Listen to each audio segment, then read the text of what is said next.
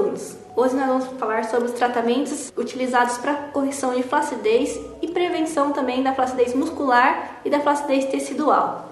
Dentre os recursos que a gente vai trabalhar com recursos eletroterápicos, cosméticos e massagens. Um dos principais tratamentos usados é a corrente russa. Ela é usada para fortalecimento muscular, ou seja, então vai corrigir ou tratar ou prevenir a flacidez muscular da face. A técnica utiliza eletrodos de borracha que são conectados aos fios ligados ao aparelho. Esses eletrodos são colocados na face por meio de um gel de acoplamento, que serve para aumentar a condução da corrente. Os eletrodos são colocados preferencialmente no ventre muscular ou então nos pontos motores. A colocação nos pontos motores é importante por causa que ela diminui a quantidade de corrente necessária para promover a contração muscular, gerando com isso uma maior confortabilidade ao cliente. O uso da eletroestimulação visa estimular a musculatura por meio de eletrodos ligados a uma corrente despolarizada de média frequência. Essa eletroestimulação é capaz de estimular os nervos motores, desencadeando uma contração muscular, que resulta em fortalecimento e hipertrofia dos músculos. O objetivo desse tratamento é prevenir a hipotonia fisiológica. Além disso, ele estimula a microcirculação, promovendo uma melhora na oxigenação e na nutrição metabólica. Isso favorece o trofismo do músculo, fazendo com que ele trabalhe mais facilmente e de forma melhor.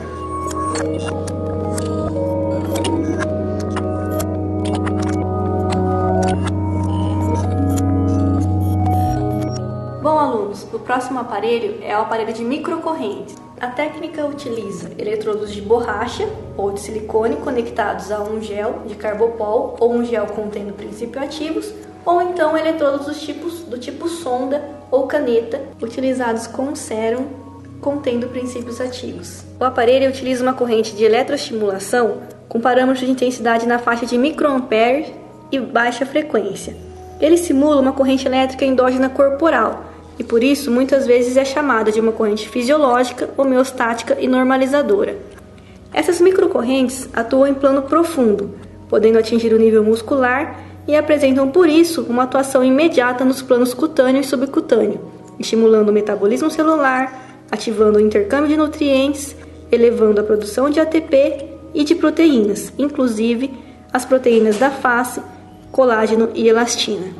Nessa primeira fase de normalização, a gente atua em nível muscular, por isso utilizamos uma frequência baixa para atingir os músculos e uma intensidade de estimulação que por volta de 500 microamperes.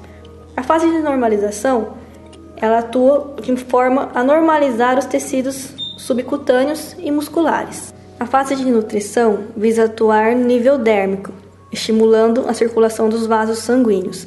A frequência utilizada é maior para atingir tecidos mais superficiais, ou seja, uma frequência de mais ou menos 100 Hz, com intensidade de 300 microamperes. Na terceira fase, que é a fase de estimulação, visamos estimular a musculatura subepidérmica. Fase utiliza frequência de 0,5 Hz e intensidade de 50 microamperes.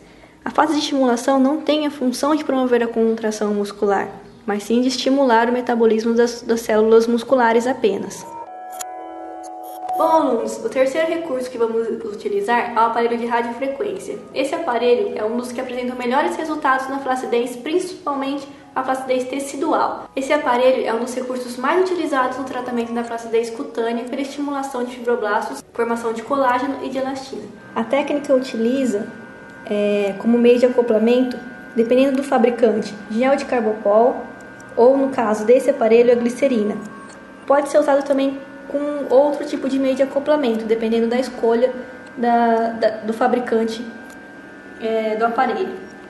A radiofrequência é um recurso que utiliza a ação das radiações eletromagnéticas para produzir um aquecimento tecidual. Esse aquecimento é o responsável pelos efeitos terapêuticos do tratamento. O objetivo do tratamento é provocar um aquecimento tecidual, atingindo a temperatura ideal de cada tratamento, dependendo do objetivo a ser alcançado. No caso da flacidez cutânea, precisamos atingir a temperatura de pelo menos 39 a 40 graus e manter essa temperatura por 3 minutos. A terapia com radiofrequência consiste no remodelamento da pele através de uma lesão térmica controlada ao nível da derme. Essa lesão estimula a produção de um maior número de fibras de colágeno e de elastina. Estudos indicam que, ao atingir a temperatura adequada, as fibrilas de colágeno sofrem um encurtamento decorrente das quebras de ponte de hidrogênio, levando a uma alteração na estrutura de tripla hélice do colágeno, que é manifestada clinicamente por um efeito de estiramento. Além disso, o aquecimento promove a liberação de mediadores inflamatórios envolvidos no processo de reparo tecidual, o que promove uma remodelação gradual do colágeno acompanhada de neocolagênese e neoelastogênese, e esse processo pode ser observado ao longo de 2 a 6 meses após o tratamento. A aplicação é realizada com o eletrodo posicionado perpendicularmente à pele e feito com deslizamentos ininterruptos por toda a área a ser tratada. O objetivo desse tratamento é alcançar a temperatura desejada, no caso da flacidez cutânea, em torno de 39 a 41 graus Celsius, e mantê-la por pelo menos 90 segundos. O uso de temperaturas não ideais podem agravar a flacidez cutânea e prejudicar o tratamento. A aplicação necessita de um meio de acoplamento, que dependendo do fabricante pode ser um gel à base de água ou glicerina, que é usada normalmente.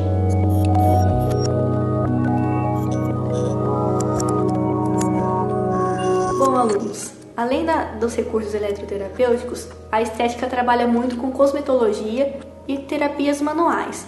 Portanto, a utilização de cosméticos nos tratamentos é de fundamental importância para obter os resultados desejados. O uso desses cosméticos atuam na prevenção da flacidez cutânea, podendo melhorar na expressão de graus mais leves e ainda flacidez cutânea e muscular.